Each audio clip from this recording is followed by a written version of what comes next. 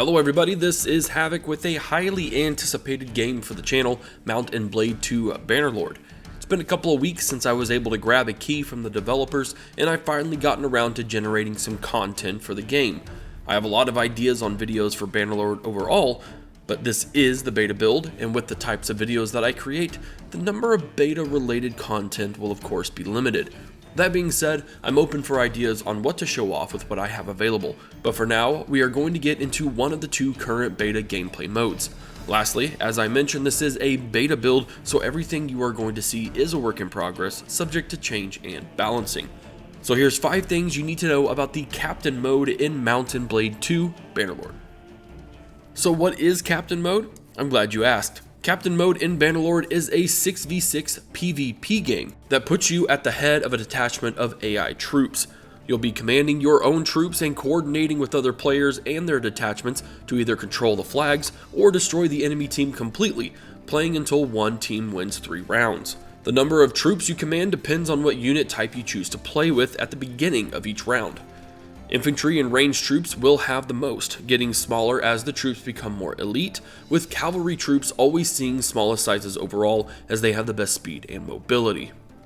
Choosing your troops at the beginning of the round isn't the only thing that you get to do. Every troop type has 2 selections, a skill perk and a weapon selection. While the skill perk is still under development and at this point unusable, the weapon selection gives you the option to choose a unique ability, such as a longbow that's stronger than your default bow, a lance instead of a spear for better charging, or even just better armor to make your army more defendable. Each troop gets their own unique weapons or abilities to cater more towards your own playstyle. 6 factions, each with 7 units, and an average of 2 to 3 different weapons and abilities. There is a lot of room for some pretty diverse game setups. Captain mode isn't just throwing your troops around in a single line and hoping for the best. In typical Mount & Blade form, you can issue commands and order formations to give you some tactical advantages, such as having your troops follow you, order a retreat, or laying out how you want to face the enemy. The main difference in orders from Warband are a more extensive set of formations including shield wall, scatter, V formation, and column. I found a wide use in all of these formations, especially the scatter formation for my archers and the shield wall for my heavier infantry. There already seems to be a bit more tactical variety in Bannerlord, and I for one am happy to see it. Right off the bat, the Captain mode reminded me of a third-person version of Total War Arena, but on a much smaller scale. There's only around a couple of hundred units per side, which you would think would be pretty manageable, yet it is pure chaos. 12 people commanding troops in third person across a relatively small map creates all sorts of hell and several moments during the game. Imagine coming around the corner to 20 or 30 archers just waiting to turn you into pincushions. Not an expected nor pretty sight.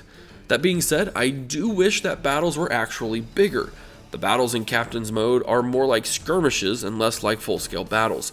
Understanding that this is beta, hopefully there are plans to either increase the number of players or multiply the size of units in this mode. In spite of the criticisms I just mentioned, Captain mode is actually pretty dang fun. If you have teammates that communicate and or have an instinct for support and tactics, it makes for some great small-scale battles. It is especially convenient for players like myself that tend to focus on single-player side of Mount & Blade, as it gives us a taste of that campaign mode but in a multiplayer setting. I'm eager to learn what kinds of perks they plan on adding and just how those perks will create a bit more customization and tactics to the game mode. There's a long way to go before early access next year, but Captain's mode is already going to be one of my favorites. And that's it for this very quick overview on the Captain's mode for Mount & Blade 2 Bannerlord. As updates come in and the beta gets a bit bigger, expect some more videos related to the game. And as I said in the beginning of this video, be sure to give me your suggestions for content in the context of this channel. I'll take a look and see what I can do. If you enjoyed the video, be sure to subscribe and click the bell so you'll always be up to date on the channel. Check out my Patreon for ways to support the channel and be involved in its development. This is Havoc, and I'll see you in the next one.